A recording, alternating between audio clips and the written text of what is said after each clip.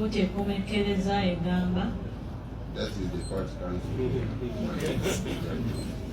The court concludes that Kote komekeleza egamba.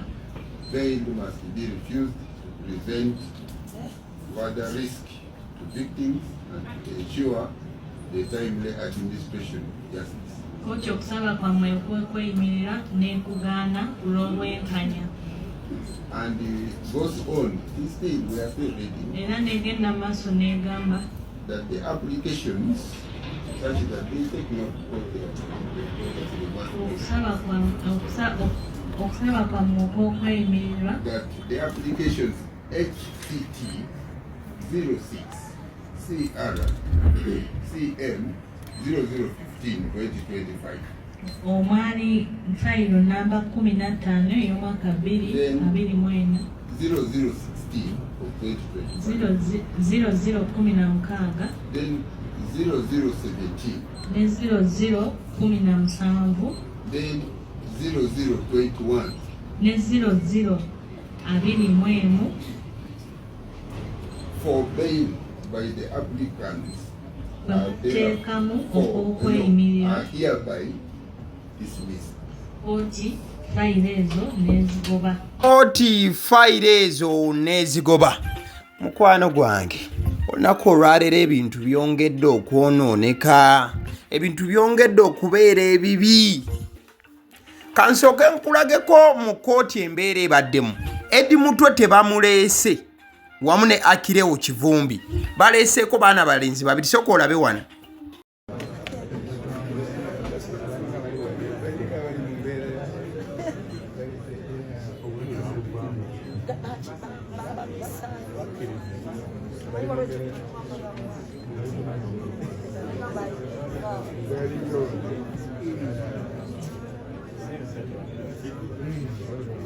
Please you, Your Honor. My name is Samuel Mwezi Mulindwa.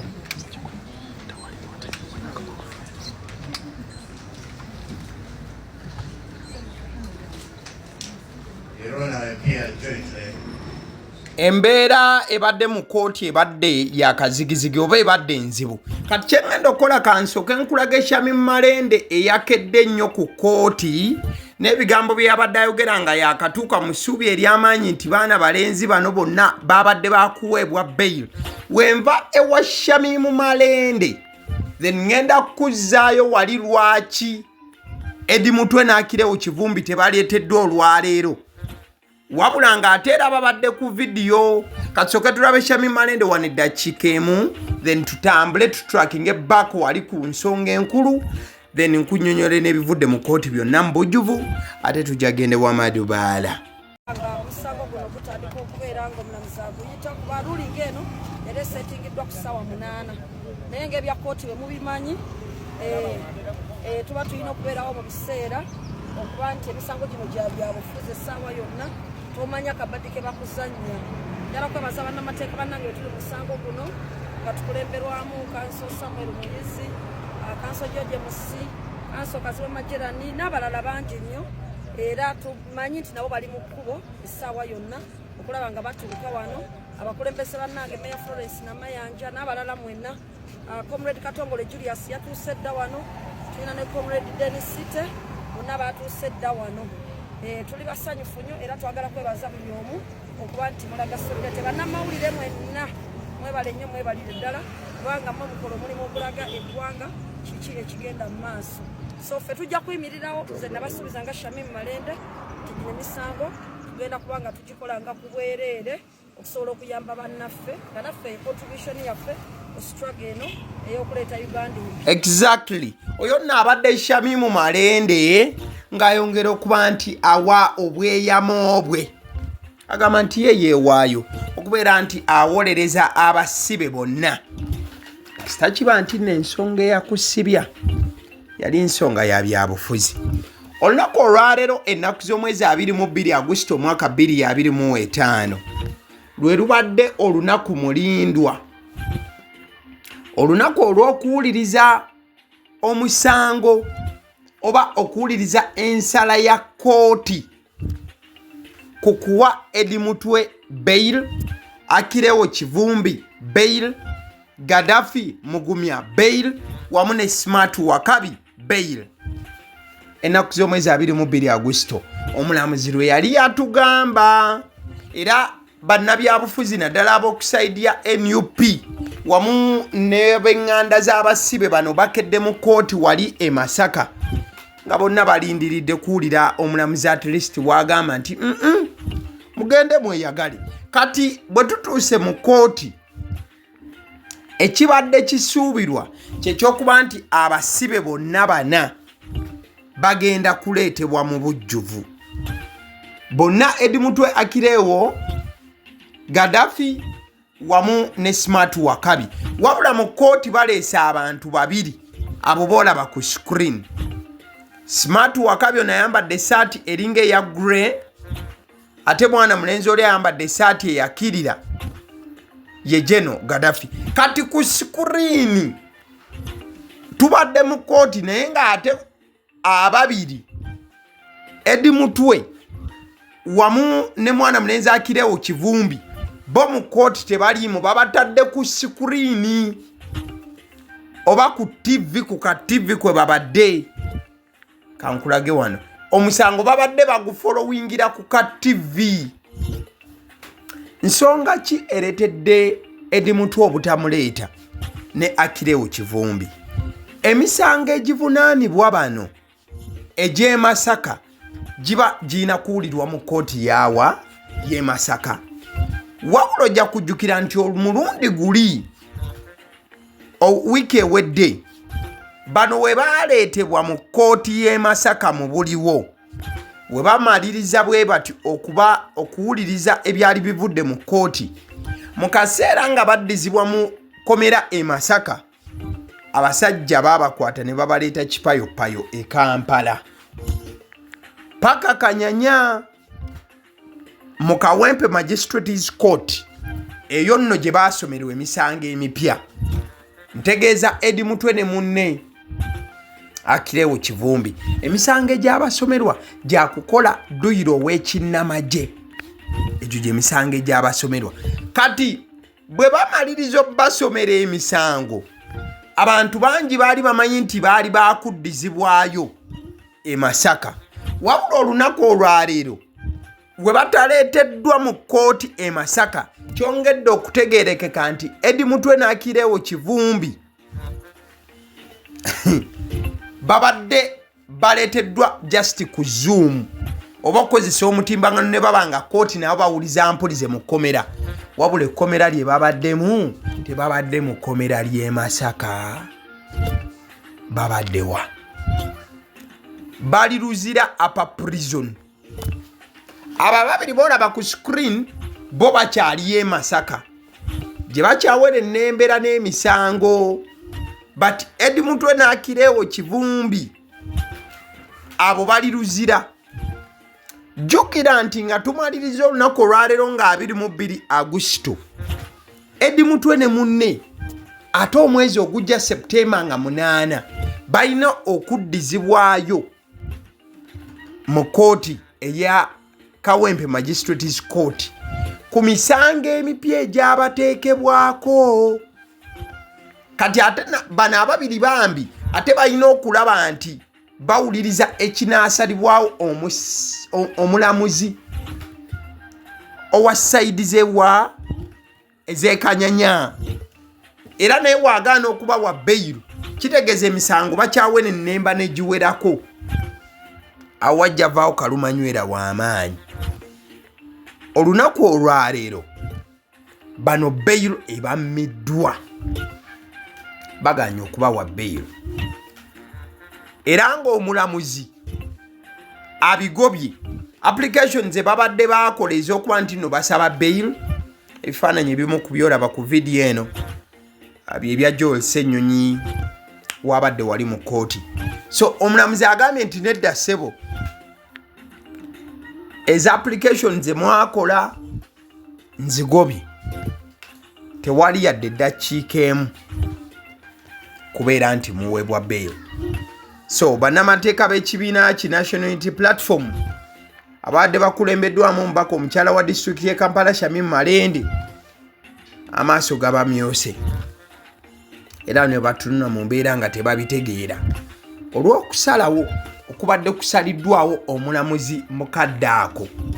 So Eddy Mutwe, kooti ey'e Masaka egamba nti Eddy Mutwe akireewo Kivumbi, General Gaddafi ne Smart Wakabi bagire nga beebakayo mu kkomera ng'ate we balindirira ensalawo eddako oba okuwulira kwa kooti okuddako.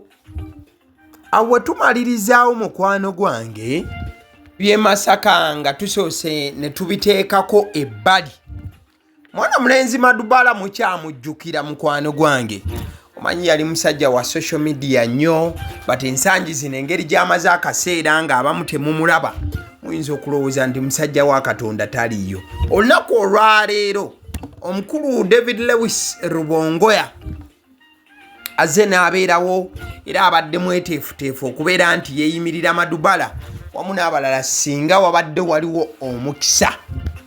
Wabula kooti enkulu ey'Entebbe olunaku olwaleero etaddewo olunaku olwokusatu olwa wiiki ejja nti lwegenda okubanga eweerako ensala yaayo mu misango egivunaanibwa Musuuza Juma. Musuuza Juma yaani tegeeza mwana mulenzi Madubarah. So mwana mulenzi amanyiddwa nga Madubarah oba amannya amatuufu Musuuza Juma. Kooti enkulu ey'Entebbe etaddewo olunaku lwokusatu olwa wiiki ejja nga lwe lunaku lwegenda okwerako ensala yaayo ku misango gyonna egivunaanibwa mwana mulenzi ono. Njagala okujjukira mu gimu ku misango egivunaanibwa mwana mulenzi Madubarah mwe muli emisango gy'okutyoboola mutabani w'omukulembeze w'eggwanga General Muhoozi Kainerugaba, ate era wamu n'okuba nti atyoboola the first family nti ng'ayita mu statements ezimu ze yakola ku mitimbagano era n'okuba nti yasiga obukyayi okusinziira ku muwaabi wa gavumenti n'emisango egyamuwaabirwa.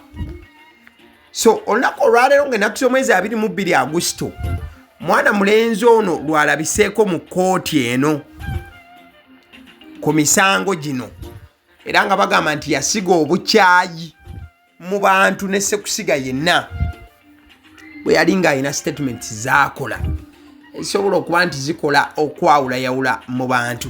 Mukadeke kama mukulu David Lewis Rubongoya bw'avuddeyo eyo ayina obubaka bw'ataddeyo bagamba nti this morning at the Chief Magistrates Court in Entebbe we attended the court session for our brother Musuuza Juma aka Madubarah. The court will deliver judgment in his case on Wednesday next week. He stands accused of hate speech, a charge so regularly used to clamp down on expression. He is of strong spirit. Despite the ongoing persecution, he sends greetings to all those involved in fighting for the freedom of all political prisoners.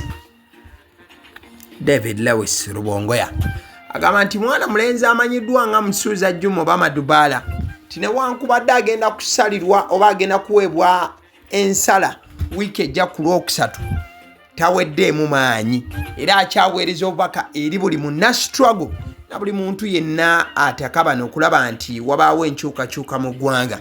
David Lewis Rubongoya agamba nti mwana mulenzi ono amanyiddwa nga Madubarah abaweereza obubaka mwenna era nti akyali gumite oba akyali strong nnyo newankubadde nti abadde mu kkomera okumala akabanga wabula omutima gwe tegukyukanga akyali solid. Wabula mwana mulenzi Madubarah omulaba ddala embeera y'ekkomera erabikanga emunyizenyizeemuko omusajja wa Katonda bintu tebirabika kubeera birungi n'akamu. I think kyekiseera mbeerekereze wabula nga sinagenda njagala okutegeeza ku bannaffe aba Honey Bites bano bagamba nti balina package ez'abaana abadda ku masomero oyagala daddies n'ebyokulya byonna kalonda w'abaana ebyokulya ebyo bye balya nga bali ku ssomero ebyokulya ebisobola omala ebbanga nga tebinnayonooneka gobakubira nobagamba nti mumpeka package ak'essomero ne bwobanga gyesoddayo ku vidi kukyalira mwana Honeybites egamba ebijja bikolako ekintu ekikwatagana ne daddies, ekintu ekikwatagana ne donuts, ekintu ekikwatagana ne cupcakes, ekintu ekikwatagana ne zipizza. Oyagala cakes ez'enjawulo mikolo gyonna Honeybites bagamba nti bakubire ku 0709 788 7508 bajja kubanga ensonga zonna bazikwasaganya bulungi nnyo. Mukadeke kamujaga kutegeeza ku bannaffe aba Alson Painters UG bano basiizi ba langi bagamba nti olina ekizimbe kyo wakakimaliriza bwoti wakakimaliza okubaira nti okizimba obula ng'oyagala kigendeko langi esiikiddwa abakugu ekizimba olina kimu bibiri oba bisukkawo nga bingi bagamba nti balina manpower okusobola okuzimba okusiiga ebizimbe byonna by'oba ozimbye ku 0705 19 36 Alson Painters UG bajja kuba nti ensonga bazikwasaganya bubanga obakoonyeko butereevu kimu kitambule taratibu sana. Ndoza kyekiseera